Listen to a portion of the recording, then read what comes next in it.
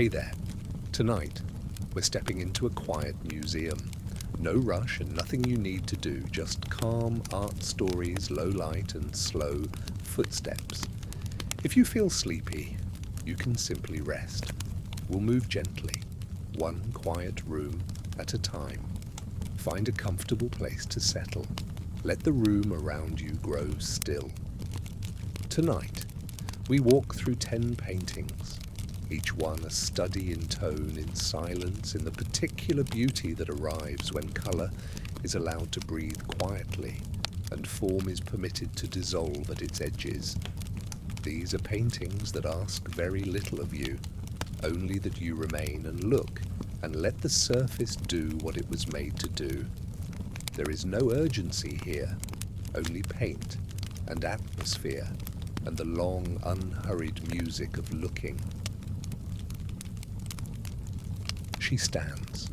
That is the first thing. Simply that she stands, upright, occupying the centre of the canvas, with a presence that is neither aggressive nor withdrawn, but simply, completely there. The figure is dressed entirely in white.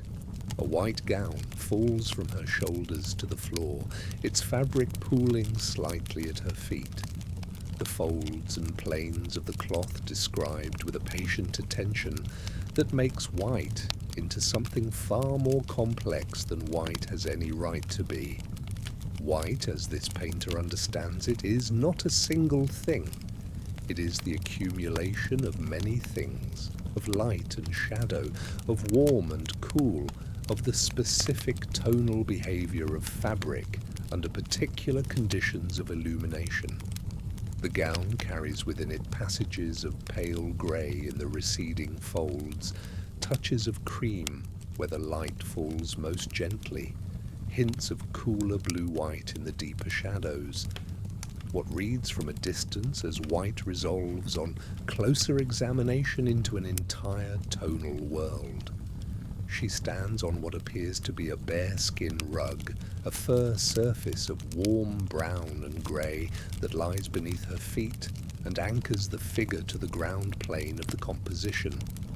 The fur catches the light differently than the fabric above it, its texture more diffuse, its edges less defined, its colour warmer and more earthen. The contrast between the white of the gown and the dark warm of the fur beneath creates the painting's central tonal opposition, grounding the pale figure with a quiet visual weight. Her face is turned toward the viewer, or nearly so, and what the face offers is not quite expression in the conventional sense. She looks, but what she looks is difficult to say. The eyes are open. The expression is present, and yet the painting seems less interested in the interior of the figure than in the exterior, in the surface, in the fall of fabric, in the tonal relationship between the white gown and the white or light-coloured background against which it is set. A small label reads, Symphony in White, No. 1, The White Girl, between 1861 and 1863. The title announces itself as a musical proposition, a symphony in white. And this is not merely decorative language, it reflects a genuine concern with how painting might operate, the way music operates, through tone and harmony and the organized relationship of elements rather than through narrative or symbolic content. The white of this painting is not a symbol. It is a tone, the dominant tone, explored and varied across the canvas the way a musical theme is explored and varied across a composition. The background behind the figure is itself pale, diffused, without specific architectural or spatial content. It is a field of modified white, allowing the figure to exist within rather than against a background. The two whites in conversation with each other, differentiated only by the fall of light and the slight warmth of the figure against the slightly cooler, more neutral ground.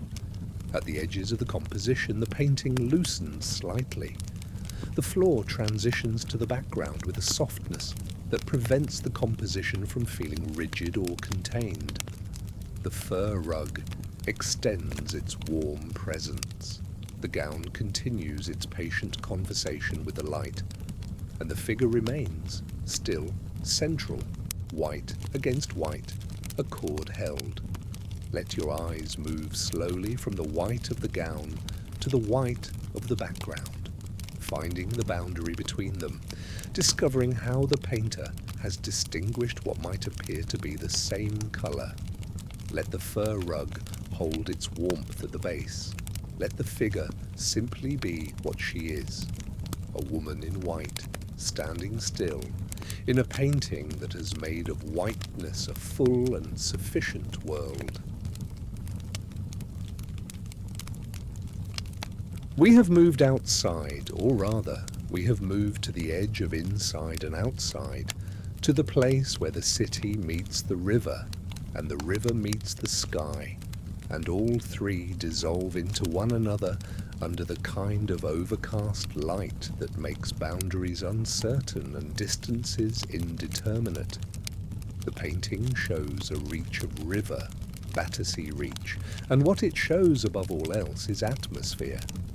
Not the river as fact or document, not the buildings along its bank as architectural record, but the river as condition, as weather, as the particular quality of a grey day in which light is everywhere and nowhere, in which nothing casts a hard shadow, and everything is held within a tonal unity that makes the scene feel less like a view and more like a feeling.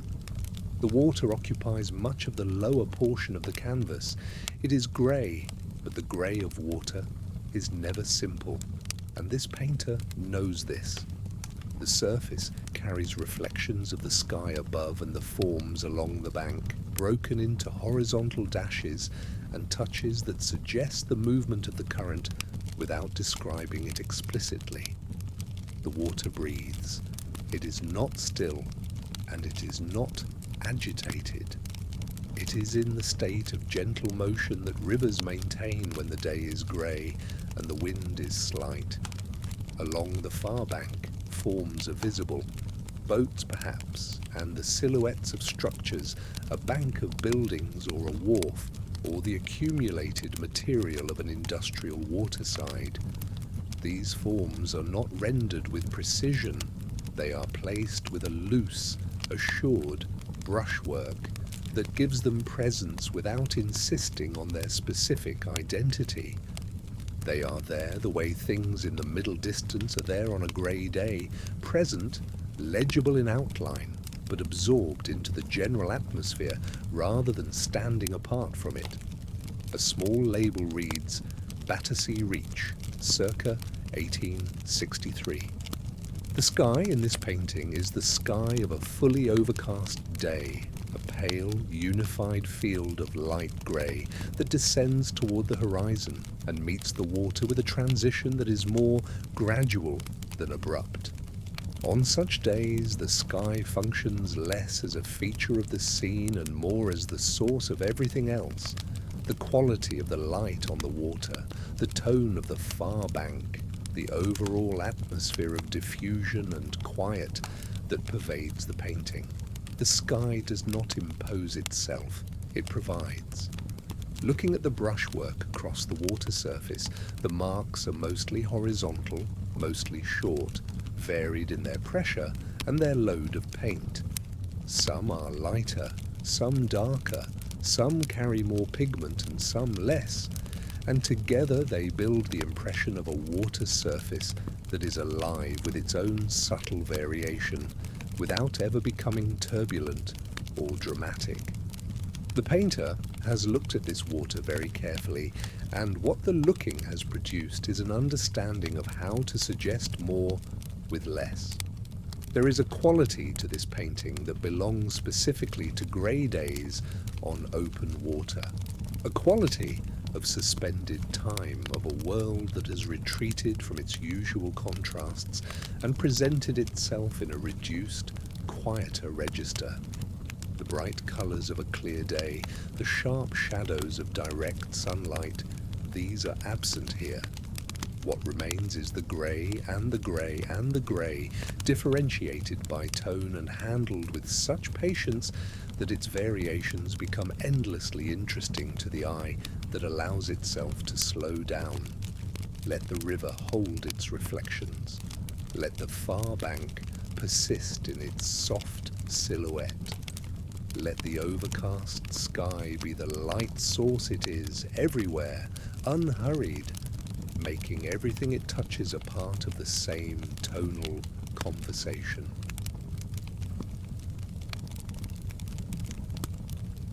The patterns move across her form as she stands, creating a surface that is both figurative and ornamental at once. The fan she holds, or that is folded in her hands, or extended, is one of the painting's more delicate elements. Fans are objects that exist at the intersection of function and art, that carry decorative imagery on surfaces designed to move, that are made to be opened and closed, and to create small personal changes in the air. Here the fan is still held, part of the figure's composed arrangement. Behind or around her, the background carries its own tonal world, a screen perhaps, or drapery, or the organized surface of a room furnished with objects that participate in the same visual conversation as her clothing.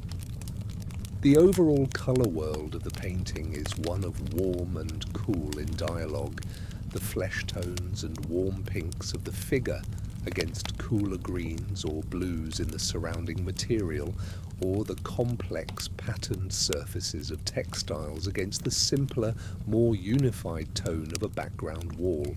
A small label reads, "The Princess from the Land of Porcelain, between 1863 and 1865.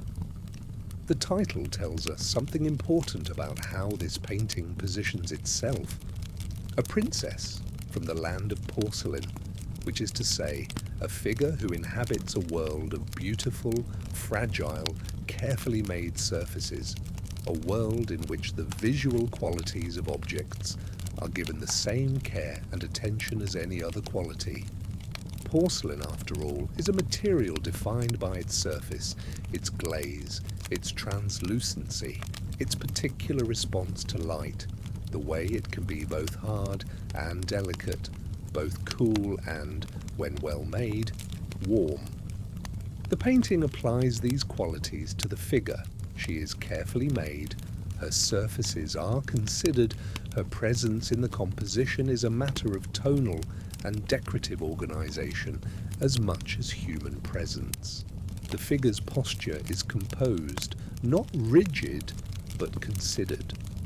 She's not in the middle of an action, she's in the condition of being looked at, and she inhabits this condition with the self-possessed quality of someone who understands how to be seen.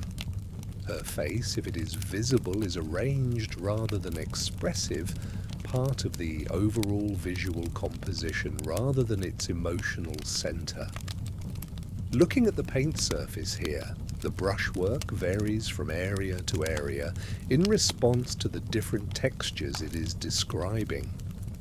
The fabric of the robes is handled with a quality that suggests textile without transcribing it, marks that move in the direction of the weave that carry the pattern as an impression rather than a reproduction. The face is handled more carefully, the individual marks smaller and more blended, the transitions between tones smoother. The background is broader, flatter, more summary. Let the figure hold her fan and her composed posture. Let the patterns of her clothing move across the canvas in their decorative logic. Let the colour world of the painting settle around you. It's warm and cool in careful balance. Its surfaces organised with the patient attention of someone who believed that how a painting is organised tonally is as important as anything it depicts. This painting is quieter than the last, more intimate, more still. A young woman stands near a fireplace, or sits, or rests against it, in a posture that suggests ease and reverie rather than formal arrangement. The fireplace is visible, its form occupying a portion of the composition with the particular domestic authority that fireplaces hold in interior scenes. They are the centre of warmth, the axis around which certain kinds of rooms organize themselves, the surface that carries both practical and symbolic weight. In this painting, the fireplace is present but not dominant. It is one element among several, holding its place with the quiet authority of familiar furniture. A mirror above or near the fireplace reflects something of the room. Mirrors in paintings are complex and endlessly interesting. They introduce a second frame within the frame, a view that is simultaneously the same space and a different version of it, a surface that shows what is behind the viewer or behind the canvas while remaining part of the depicted scene. Here the mirror carries a reflection of the figure or of the room around her, or of both, a doubling that gives the composition a depth and complexity that the simple arrangement of figure and fireplace would not by itself provide. The woman's clothing is white, or largely white, keeping faith with the painter's ongoing attention to what white can mean and do. The white here is different from the white of the First Symphony. It is more informal, more worn, more at home. This is the white of a dress that belongs in a room rather than in a painting, or rather, since it is in a painting, the white of someone who has not dressed for being observed. A small label reads, Symphony in White, No. 2, The Little White Girl, 1864. The title places this painting within a series. It is the second in a sequence of white symphonies, which means it is in dialogue with the first, sharing its tonal concern while developing it in a different register.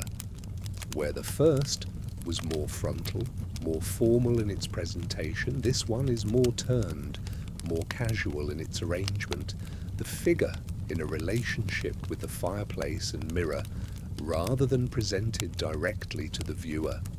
The fan she holds, or the flowers, or the object in her hand, is a small element that carries considerable visual interest because it introduces colour into what is otherwise a predominantly neutral tonal world. The fan, if it is the object she holds, is perhaps a touch of Japanese blue, or a soft pink, or a colour that creates a gentle contrast with the surrounding whites and greys. These small introductions of colour are not decorative accidents. They are calculated notes in the tonal composition, the equivalent of a musical accent placed precisely to give the surrounding field of near neutral its point of reference. The fireplace tiles, if visible, carry their own pattern and colour, contributing another note to the composition's quiet orchestration of surface and tone. The reflection in the mirror adds its own tonal layer, and the figure, white-clothed and at rest, holds the centre of it all with a reverie that the painting does not attempt to explain. Let the fireplace hold its quiet warmth. Let the mirror carry its reflected world. Let the white of her dress be what it is in this particular light, not the formal white of presentation, but the softer, more personal white of someone who is simply here in a room for a little while.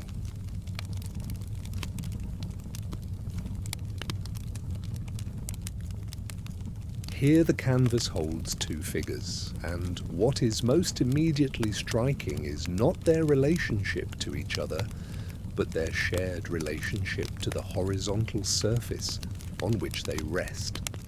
Two young women recline, one more fully, one sitting upright or leaning, on a sofa or daybed of pale colour, their white dresses arranged across the surface in a manner that is more studied than casual. The white of their clothing merges in places with the white or pale colour of the surface beneath them, so that the boundary between figure and ground is softened, the women becoming part of the furnishing even as the furnishing becomes part of them. This is not a confusion, but a harmony, a tonal agreement between the figures and their setting. The surface beneath them is given careful attention.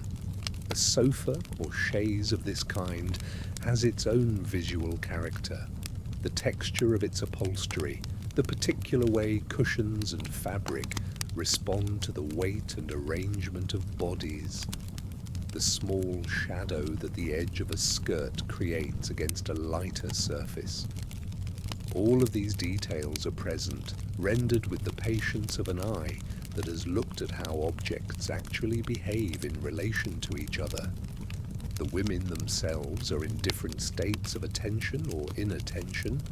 One appears more awake to the world around her, the other more withdrawn or resting or attending to something we cannot see. These differences in degree of presence or absence create a quiet dynamic between the two figures, not dramatic, not narratively charged, but alive with the kind of subtle variation that belongs to the observation of people at rest. A small label reads, Symphony in White, No. 3, 1866. This is the third movement of the White series, and by now the painter's project becomes clearer. Each of the three symphonies takes white as its dominant tone and explores a different arrangement, a different spatial relationship, a different kind of figure. The first, a single figure, standing, frontal, formal. The second, a single figure turned, intimate, beside a fireplace. The third, two figures reclining, horizontal, absorbed in their own states. The progression moves from formality toward ease, from the singular toward the plural, from standing toward lying down. The light in this painting is soft and indirect, the kind of light that belongs to interiors on pale days, that distributes itself without strong directionality, that describes form through gentle gradation. The white dresses glow with a light that seems to come from within as much as from without, the accumulated tonal work of the painter giving the cloth its particular luminosity. Flowers are possibly present, a camellia or a sprig of something, and if so, they introduce a small note of warm colour into the predominantly cool and neutral composition.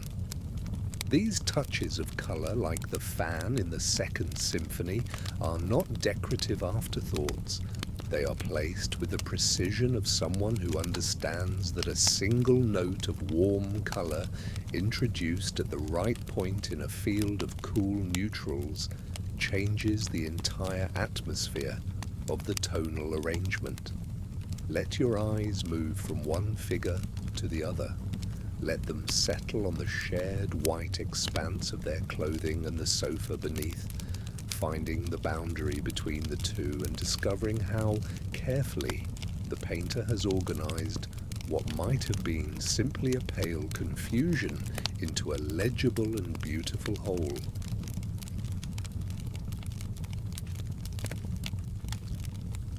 This is perhaps the most famous painting in tonight's walk, and it asks to be approached with the same patience that it was made with. A woman sits in profile. She's seated in a chair that faces to the right of the canvas, her body turned from us, her face visible only in its outline, the forehead, the nose, the lips, the chin, against a wall that is darker than she is. Her clothing is black, a dark dress that covers her entirely from neck to floor, a white cap on her head, white lace or fabric at her cuffs. The blacks and whites and greys of her clothing are the vocabulary of the painting's tonal world. She is still, extraordinarily still, with the stillness of someone who has been sitting for a long time and has found, within that stillness, a kind of settled patience. The hands are folded or resting in her lap. The body is upright, but not rigid. The face is calm with the particular calm of someone whose attention is turned inward rather than outward. The wall behind her is grey, a carefully considered grey, darker in some areas and lighter in others, providing the tonal ground against which the figure reads. A framed picture hangs on the wall in the upper portion of the composition, its presence noted and held within the composition's tonal scheme rather than allowed to assert itself as a competing focal point. A curtain is visible, or the edge of one at the left side of the canvas. The floor carries its own careful tone. A small label reads, "Arrangement in grey and black. Number 1, portrait of the artist's mother, 1871. The title is deliberate and significant, not My Mother, not a personal familial title, but an arrangement in grey and black. The formality of this naming reflects the painter's commitment to the idea that a portrait is, first, a painting, an organization of tonal relationships, a composition, and only secondarily a record of a specific person. The relationship between the painter and the woman in the chair is real and close. The painting acknowledges this relationship by existing, and then it does something more interesting than simply recording it. It makes of that relationship a piece of visual music, organized according to tonal principles, evaluated as a composition. Looking at the greys of this painting, they are many. The grey of the wall is different from the grey of the dress beneath the black outer garment, which is different from the grey of the floor, which is different from the grey visible in the background. Each grey has been arrived at separately, mixed to respond to its specific location within the composition's overall tonal logic. And these greys hold together not through variety, but through a kind of tonal rhyme, each one belonging to the same family of muted, considered colour. The white of the cap and cuffs is the painting's brightest area, and even this brightness is moderated, not the stark white of maximum contrast, but the white of material that has been washed many times, that carries within it the warmth of cotton or linen in a grey room. These whites are placed where the eye most naturally rests, at the figure's head and hands, the two most expressive points of the human form, here made expressive only through their tonal brightness, not through gesture or expression. Let her sit in her chair. Let the greys of the wall hold their careful variation behind her. Let the room be simply what it is, a room in grey and black, quietly arranged, patiently held.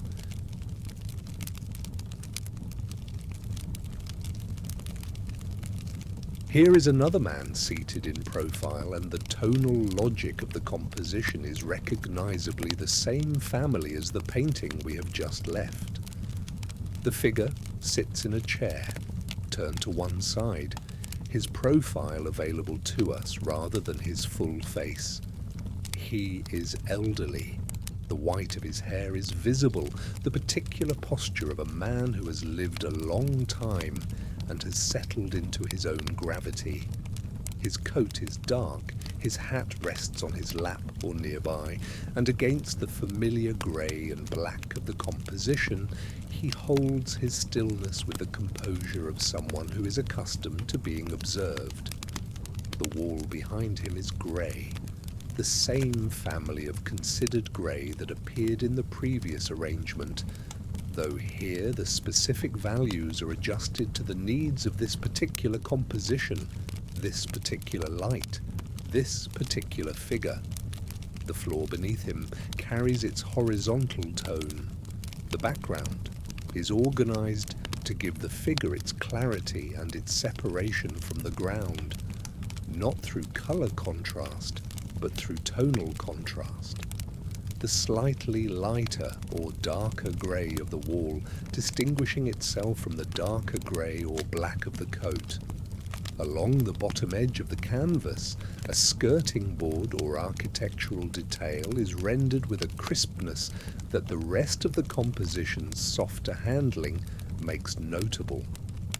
This crispness functions as an anchor, a hard horizontal that steadies the composition's lower edge and provides a point of precision against which the softer handling of the figure and wall above can resolve itself. A small label reads, Arrangement in Grey and Black, Number 2, Portrait of Thomas Carlyle between 1872 and 1873. The title makes explicit what the previous arrangement implied. This is a system.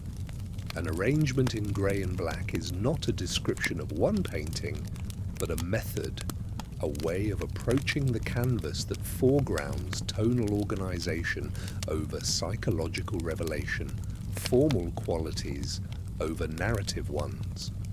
The two arrangements, the artist's mother and Thomas Carlyle, rhyme with each other in their composition, their tonal scheme, and their approach to the human figure as a presence within a carefully organized field of tone rather than as a subject demanding emotional response.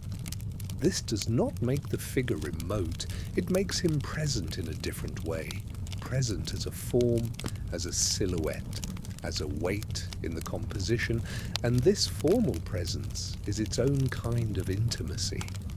To look at a person as a shape in space, as a dark vertical against a grey ground, is also to notice the specific quality of how they occupy space, the particular arrangement of their mass, the individual signature of their silhouette.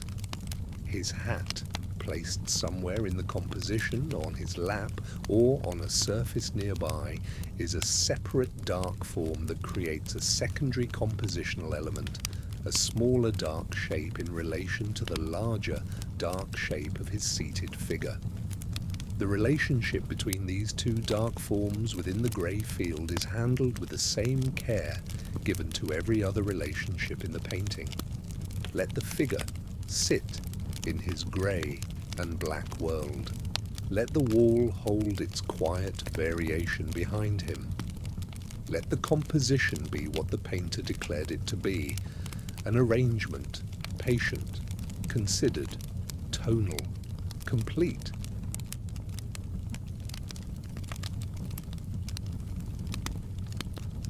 And now the painting becomes something else entirely. We have moved from interior to exterior, from the composed arrangement of figures in rooms to the open, breathing expanse of a river at night. And in making this move, the paint itself seems to change, to become looser, more atmospheric, more willing to let the distinction between sky and water and land soften into something that is not one of those things, but all of them at once. The canvas is blue, not a single blue, but a world of blues. Deep blue at the base where the water is darkest, paler and more silvery where the sky reflects on the water's surface, lightest at the horizon where what remains of the day has not quite finished leaving. These blues are handled with a liquidity that makes the paint behave like the water it depicts, flowing, merging, containing the reflections of other things within itself without sharp boundaries. In the middle of the water's surface, light is reflected, a pale, shimmering presence, the moon perhaps, or a light on the far bank, reflected in the water as a vertical column of lighter tone that is not quite a column and not quite a vertical, but a suggestion of both, rippled by the water's motion into something more diffuse and more beautiful than any precise reflection could be. The painter has understood that reflection in water is not a perfect mirror, but a transformation. The original light dissolved into something that the water's own movement makes its own. A small label reads, Nocturne in blue and silver, between 1872 and 1878. The word nocturne, borrowed explicitly from music, announces the painter's ambition. A nocturne is a piece of music that captures the quality of night, that works in the registers appropriate to darkness and stillness and the specific emotional world of late hours. To call a painting a nocturne is to claim that painting can do what music does, not through representation, not through the depiction of night scenes, but through the organization of tone and color and surface in a way that produces an experience analogous to the musical experience of night. And what does this nocturne produce? A feeling of suspension, of being very close to the surface of something that extends infinitely in all directions, the water below, the sky above, the city somewhere on the banks, all of it dissolved into blue and silver, held in the particular stillness of a night that is not alarming, but is simply large, simply dark, simply itself. Along the edges of the canvas, the paint is looser still, the brushwork more evident, the marks larger and more gestural, the surface revealing more of its own making. This looseness is not a failure of attention, but an extension of it. The painter has understood that the edges of a night scene on water are where the atmosphere is least defined, where sky and water and land blur into each other, and he has rendered this blurring with marks that themselves blur and merge. Let the blue of the water hold its depth, let the reflected light ripple and soften in the current, let the far bank be the suggestion it is, present but not described, there but absorbed into the dark blue world that the river has made of the night.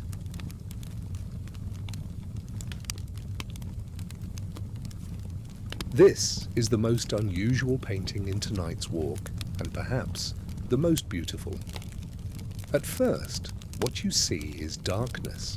The canvas is predominantly dark, deep green-black and brown-black, and the specific darkness of a night sky over a park or garden, a darkness that is not empty but full, charged with the presence of trees and air, and the quality of a night that is past its middle and moving toward its end. And then, in that darkness, things fall. Small touches of light, yellow, gold, white, the specific warm color of burning material caught in its trajectory, drift downward through the dark air. Some are brighter, more defined, caught at the apex of their fall. Others are more diffuse, their light spreading as they move, trailing behind them the soft corona of hot material in motion.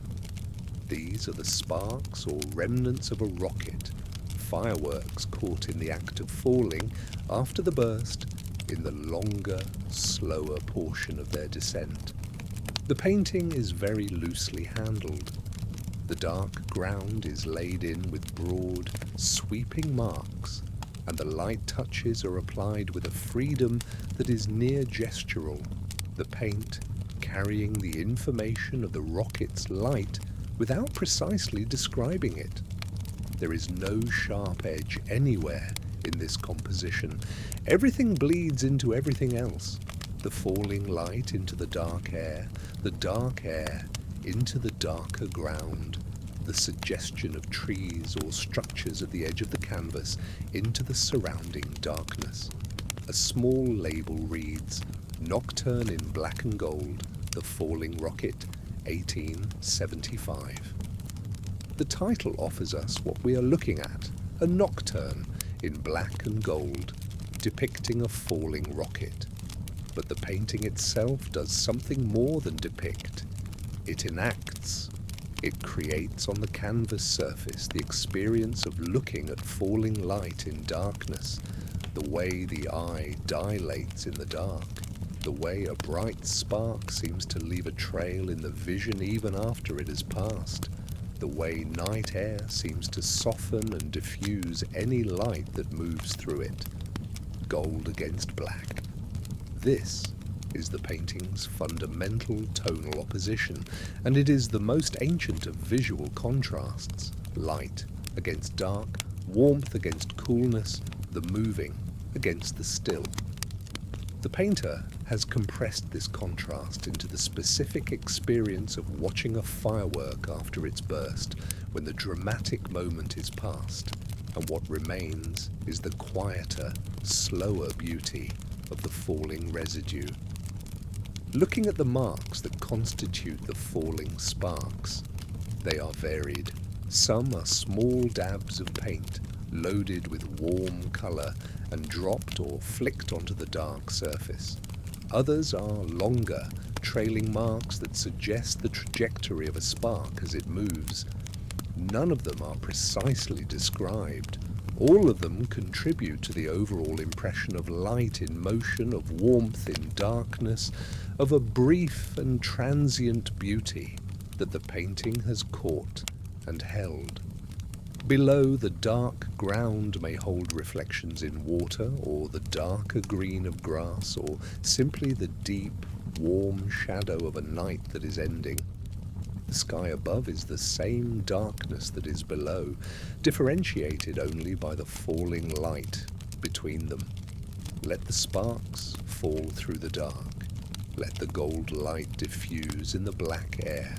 Let the painting be what it is, a night, a rocket's afterglow, a handful of light falling in the dark.